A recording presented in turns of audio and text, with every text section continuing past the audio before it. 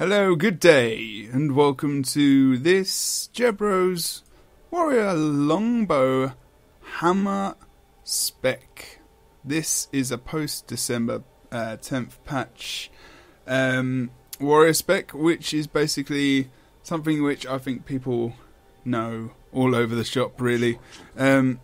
So this is the standard hammer longbow spec, which is used by many people, but there's not actually many builds on the internet for new players and even old players to actually have a look at this build and to go over it themselves. It's fairly standard. There's different ways of playing it, and there's also a couple of different traits here and there, but essentially it's the same kind of build. There is different options and different things you can go through, so I'm just going to show you how my build is basically built up. So as you can see, this is my char. He's called Rogadon. Just going to run through how I've basically spec him out. So basically, hammer longbow warrior, no brainer pretty much. Mostly it's Lissa, full Lissa set of runes. So using the signet, which is really quick cooldown, I'll be getting the signet plus all the other boons as well, which run along with it, and obviously keeping the signet boons running after it. It's really great, not only for surviving and getting away, but also intense fights as well, when you want to get a lot of burst damage off, and you've got all those extra boons helping you out, and you've got the regen and everything else is also saving your ass. So basically, I've got that on the runes. Unfortunately, the 4-piece doesn't really benefit you much, because you don't actually want to use your signet heal at all, unless you're extremely desperate and you think that's the only way you're really going to be able to save your own butt. But I wouldn't use it just to get that extra boon for 10 seconds. It's not really worth it. People are generating enough boons likely in your team anyway to not worry about one boon every 10 seconds, not even every 10 seconds after you've used the heal, so it's not really worth it, unfortunately. Basically, so I've gone for that rune on there. I've gone for the stun duration on the hammer, so you want more stun duration on the hammer, just because they nerfed the damage on the hammer a little bit from the last patch. So more stun equals I can do some more damage through different traits and bits and bobs that I've got, which I'm going to go through as well. Also, I've put the sigil of superior fire rune sigil on the bow. So on critical hits, we'll get a trigger flame blast of AoE damage, and the cooldown is 5 seconds for that, which is really good. And as you can see, with the Lissa runes and and all the different other bits I've gone for, there is a high crit chance on this build. It's 47%, with crit damage set at 30%. I've gone for a PvP at Barbarian's Amulet at the moment, which really I'm just testing just because I've got more HP. I seem to be surviving a lot better than with this at the moment. And as you can see, I mean, if I put that in, you can see the difference.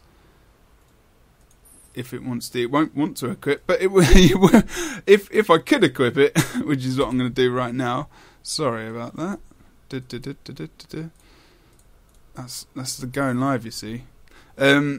Basically, so as you can see, with this rune, with this amulet, sorry, my stats do. My crit chance doesn't change, and my crit damage does go up a hell of a lot.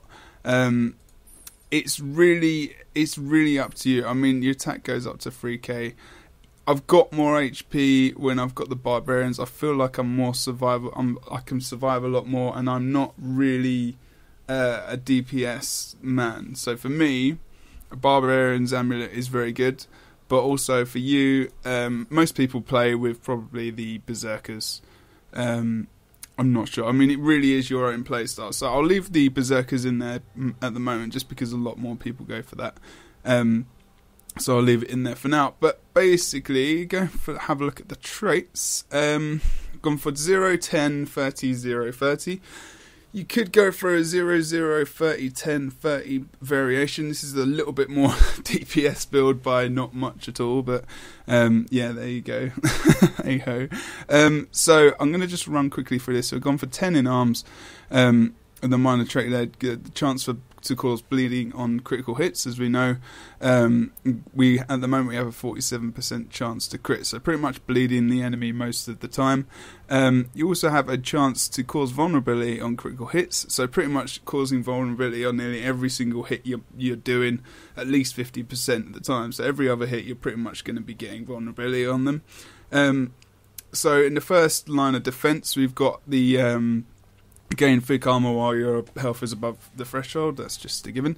So you get an extra 100 toughness stat, which is very nice. Increased stance durations. We do have 2 stances. We do have Berserker stance, and we do have the balance stance as well. So increasing those by about 2 seconds each for that, which is very, very useful. The cleansing ire, which gain adrenaline when hit. You also remove a condition for every bar of adrenaline spent. So basically what that means is you're going to be gaining adrenaline faster, and when you actually spend your adrenaline points with the burst skills from the longbow or the hammer, you'll be getting rid of conditions as well. So you've got 3 bars, you spend it, you get rid of 3 conditions. You switch to the upper weapon, you spend it, you get rid of 3 conditions. It's a given. It's very, very nice to have in this spec. So there's your survivability, as long as well with the utilities and a lot of damage coming out of this spec already, as you can see. Gain power based on your toughness. Not really that useful in this spec.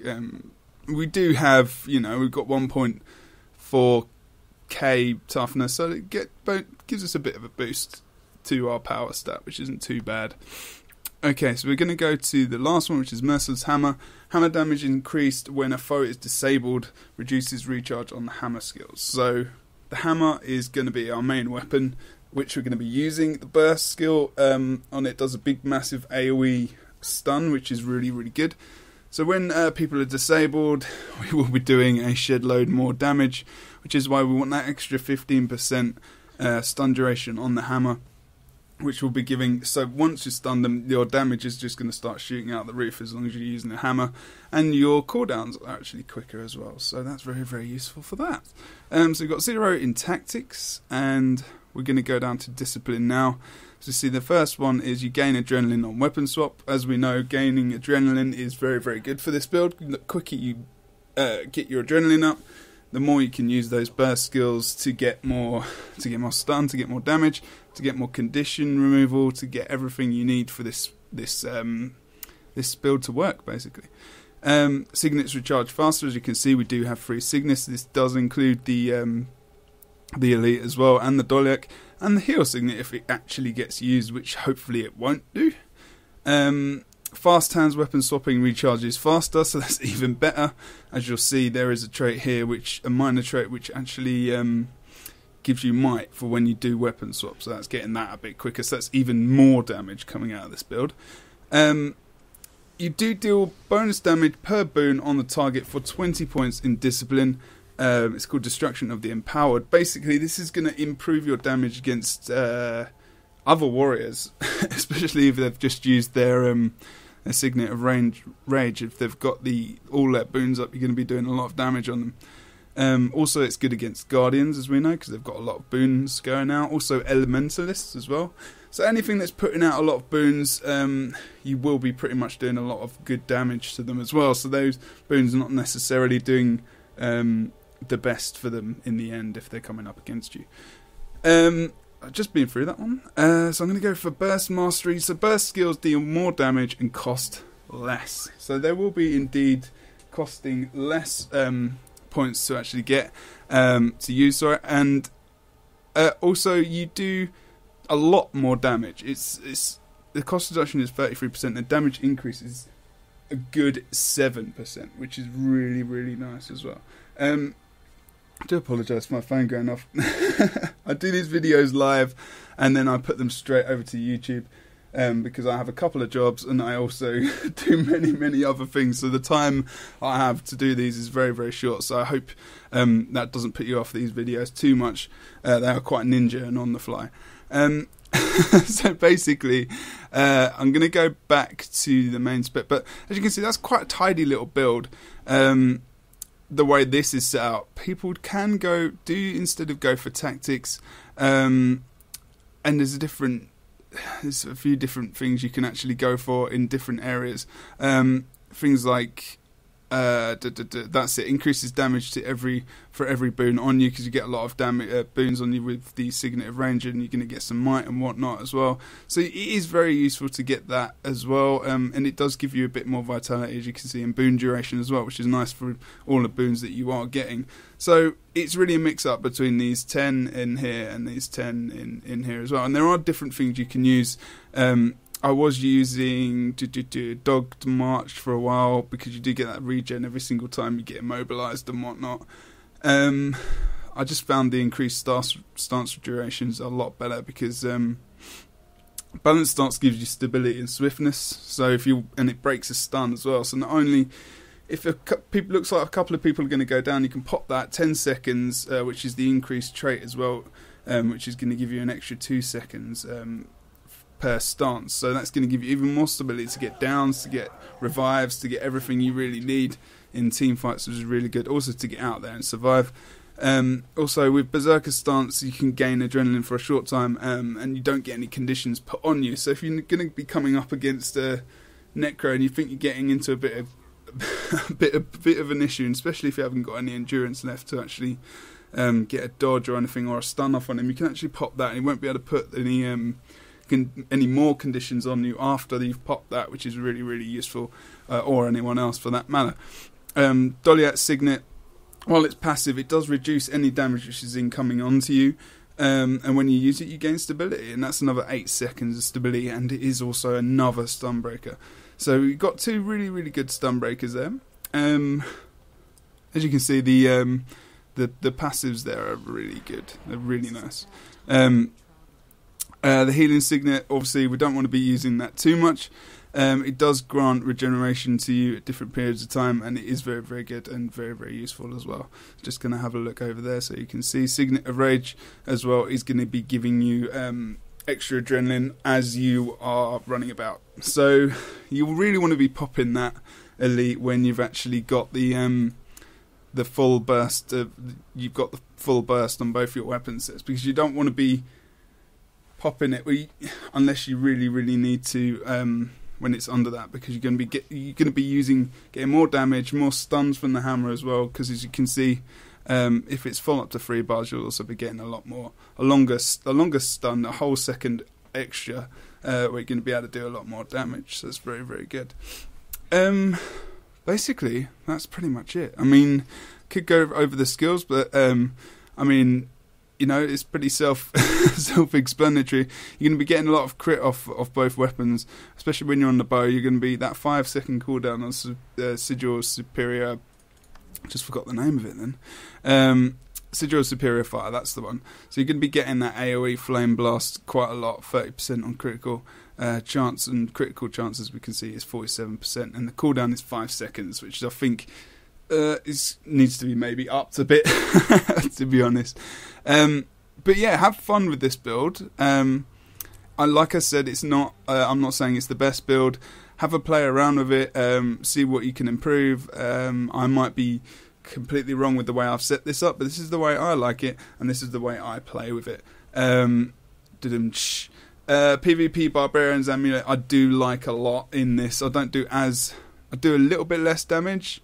It doesn't feel like it. It does feel like I survive longer. So I do like having the Barbarians. I'm just going to put it back in there before I forget.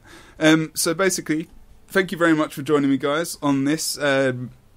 My Hammer Longbow, well, it's not mine, but it's a rundown of the Hammer Longbow Warrior spec for Guild Wars 2. Post December's 10th patch. I hope you can check out my other videos on YouTube. I am trying to get more of it builds up for every single class. Do have quite a lot up at the moment, so check that out. Also check my Twitter out at JebDan. It's also on the chat overlay. And also check me out at Twitch at twitch.tv/JebroUnity. Thank you very much, guys, and I hope to see you soon. Don't forget to sub, guys. Cheers.